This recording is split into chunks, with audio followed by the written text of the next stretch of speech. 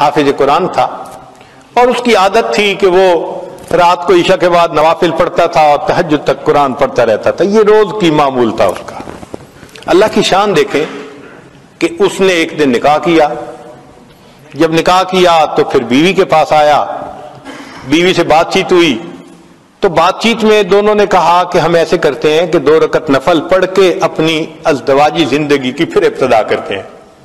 کہنے لگے ہاں بہت اچھا، چنانچہ خاوند نے بھی نیت باندھ لی، پیچھے بیوی نے بھی الگ نیت باندھ لی۔ اب بیوی نے تو جلدی سے 2 رکعت پڑھ لی، اور انہوں نے جو تلاوت شروع کی تو چونکہ ایک معمول تھا پوری زندگی کا، وہ قرآن پڑھتے رہے، انہیں خیال ہی نہ رہا کہ کوئی میرے انتظار میں ہے۔ جب معمول کے حساب سے سلام پھیرا تو بیوی کو بیٹھے دیکھا تو بیوی نے کہا آپ خود بھی تھکے اور آپ نے مجھے بھی تھکا دیا۔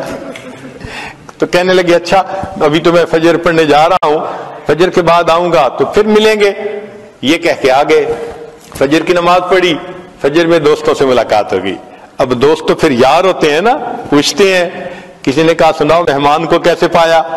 جھوٹ کا تو زمانہ نہیں تھا کہ جھوٹ بول کے کچھ کہہ دیتے، تو انہوں نے بتا دیا ابھی ملاقات نہیں ہوئی۔ تو کسی نے کہا تو کیسا مرد ہے، پہلی رات کہتے ہیں کہ بیوی سے ملاقات ہی نہیں ہوئی۔ تو جب انہوں نے تانا دیا تب اس نوجوان نے کہا کہ اللہ کی قسم میں نے 2 رکعت کی نیت باندھی تھی، قرآن کی لذت نے مجھے بات ہی بھلا دی کہ بیوی میرے انتظار میں بیٹھی ہوئی۔ تو اللہ والے بھی اللہ کی خاطر راتوں کو جاگتے ہیں۔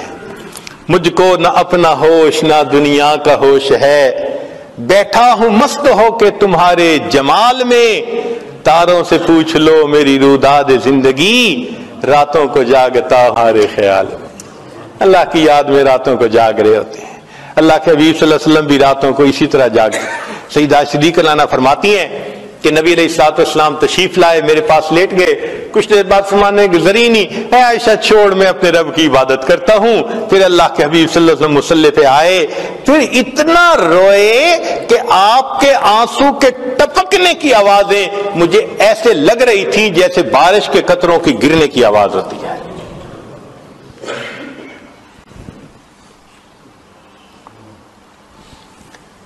سیدنا ابن عمر رضی اللہ تعالیٰ عنہ کے گھر ایک مرتبہ نبی علیہ الصلوۃ والسلام بھی تشریف لائے، اور سیدہ حفصہ رضی اللہ تعالیٰ عنہ بھی تھی، ان کی بہن عمر لانو کی بیٹی۔ کھانا کھایا، دیر ہو گئی، ابن عمر لانو نے آفر کر دی اللہ کے نبی وسلم یہی آرام فرما لیجئے۔ تو نبی علیہ السلام وہی آرام فرمانے لگے کمرے میں۔ اب ام المؤمنین حفصہ رضی اللہ تعالیٰ عنہ بھی ساتھ لیتی ہیں، نبی علیہ السلام بھی لیتے ہیں۔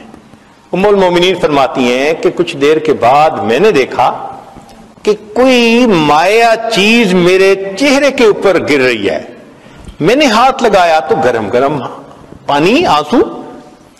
تو میں حیران، جب اٹھ کے دیکھا تو اللہ کے محبوب صلی اللہ علیہ وسلم کی آنکھوں سے آنسو گر رہے تھے، اور میں چونکہ ساتھ ایک ہی تکیے پہ لیٹی ہوئی تھی تو وہ میرے چہرے کے اوپر بھی آ رہے تھے۔ تو میں نے کہا ما یبکی، اے اللہ کے نبی آپ کیوں رو رہے ہیں؟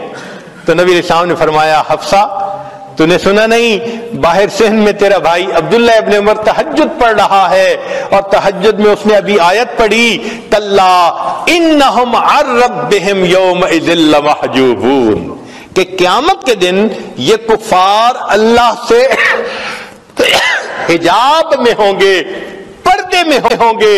یہ آیت سن کر مجھے رونا آ گیا، اللہ میری امت کو حجاب کا عذاب عطا نہ فرمانا۔ پھر فرمایا حفصہ انا مشتاق و بی اشتیاق، میں مشتاق ہوں، میں اللہ کا عاشق ہوں، میرے دل میں اللہ کی محبت نے تڑپ لگا دی۔ تو مومن تو اللہ کی خاطر راتوں کو جاگتا ہے۔